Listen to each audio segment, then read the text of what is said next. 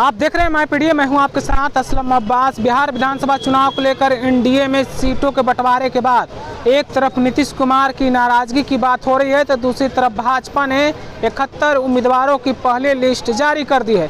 और 71 उम्मीदवारों की पहली लिस्ट में बिहार के दोनों डिप्टी सीएम सम्राट चौधरी और विजय कुमार सिन्हा का भी नाम है।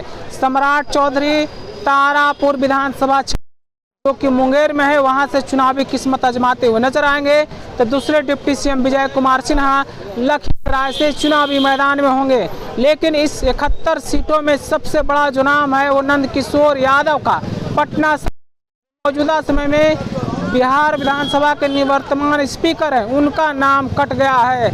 और दूसरी तरफ मंगल पांडे बिहार सरकार के मंत्री हैं, राजू सिंह, नीरज बबलू, इन तमाम, इसके अलावा जीवेश मिश्रा, इन तमाम मंत्रियों को भी टिकट पहले लिस्ट में दिया गया है। साथ ही साथ बिहार सरकार के निवर्तमान मंत्री रेणु देवी का भी 71 नामों में शामिल है। तो दूसरी तरफ महिलाओं की अगर बात करें तो 71 सीटों में अगर बीजेपी ने इस बार अभी तक 9 महिलाओं पर विश्वास जताया है और कुल जो है 71 लोगों के लिस्ट जारी किए गए हैं। आप खुद लिस्ट में पढ़ पा रहे होंगे नामों को, किस तरीके से 71 लोग की सूची बीजेपी ने जारी की है। दूसरी तरफ चर्चाएं खूब हो रही है कि मुख्यमंत्री नीतीश कुमार सीट बंटवारे से खुश नहीं है, नाराज चल रहे, खास करके चिराग पासवान को लेकर।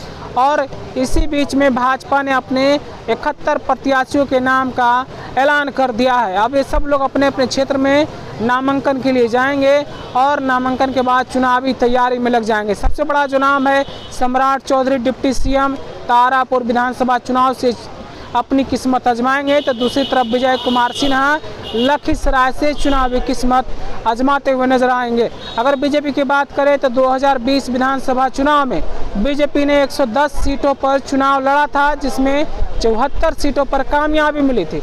लेकिन मौजूदा समय में बीजेपी के पास कुल 80 विधायकों की संख्या है। कई विधायक हैं जो दूसरे पार्टी से भाजपा का दामन थामे थे, खास करके मुकेश सहनी की पार्टी के विधायकों ने बीजेपी का दामन थाम लिया था। लेकिन अब 2025 में क्या कुछ होगा, बीजेपी की तैयारी, बीजेपी की जिस तरीके से तैयारी है और ख़ास करके जो एनडीए की सरकार बनाने की बात हो रही है, तमाम तरह की चर्चाओं के बीच में 71 लोगों की सूची आ गई है। अब सभी लोगों की नज़रें जनता दल यूनाइटेड और फिर चिराग पासवान की पार्टी, जीतन राम मांझी की पार्टी और उपेंद्र कुशवाहा की पार्टी पर जाकर रुकी हुई। अब देखना होगा 71 के बाद अब जो 101 में जो शेष सीटें 32